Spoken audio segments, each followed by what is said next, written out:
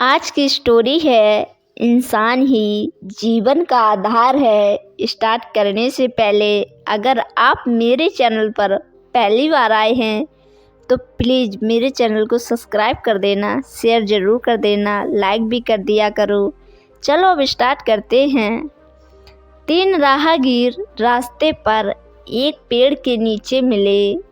तीनों लंबी यात्रा पर निकले थे। कुछ देर सुस्ताने के लिए पेड़ की घनी छाया में बैठ गए। तीनों के पास 2 झोले थे, एक झोला आगे की तरफ और दूसरा पीछे की तरफ लटका हुआ था। तीनों एक साथ बैठे और यहाँ वहाँ की बातें करने लगे, जैसे कौन कहाँ से आया, कहाँ जाना है, कितनी दूरी है, घर में कौन कौन है।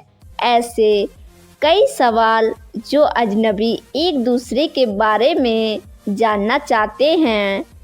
तीनों यात्री कद काठी के समान थे, पर सबके चेहरे के भाव अलग अलग थे। एक बहुत थका निराश लग रहा था, जैसे सफ़र ने उसे बोझल बना दिया हो।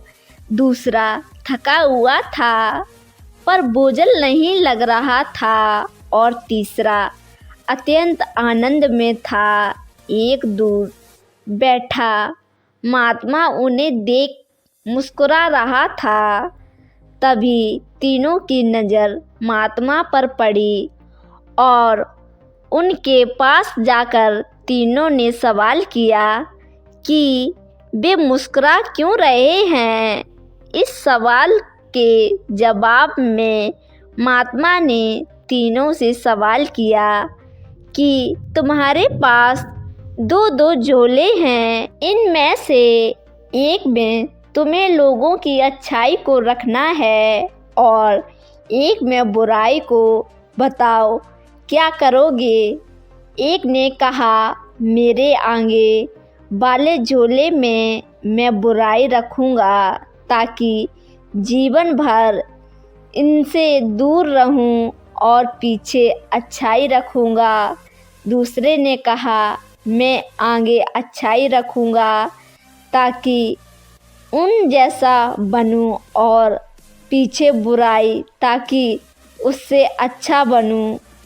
तीसरे ने कहा, मैं आगे अच्छाई रखूँगा ताकि उनके साथ संतुष्ट रहूं, और पीछे बुराई रखूँगा और पीछे के थैले में एक छेद कर दूँगा, जिससे वो बुराई का बोझ कम होता रहे और अच्छाई ही मेरे साथ रहे। अर्थात वो बुराई को भुला देना चाहता था। यह सुनकर महात्मा ने कहा, पहला जो सफ़र से थक कर निराश दिख रहा है, जिसने कहा कि वो बुराई सामने रखेगा, वो इस यात्रा में भांति जीवन से थक गया है, क्योंकि उसकी सोच नकारात्मक है, उसके लिए जीवन कठिन है।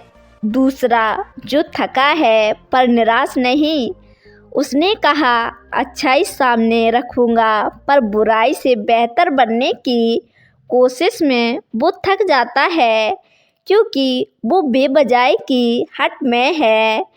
तीसरा जिसने कहा, वो अच्छाई को आगे रखता है और बुराई को पीछे रख उसे भुला देना चाहता है, वो संतुष्ट है और जीवन का आनंद ले रहा है। इसी तरह वो जीवन यात्रा में खुश है। इस कहानी का मतलब है कि हमें अपने जीवन में अच्छी बातों पर ध्यान देना चाहिए, बुरी बातों पे नहीं।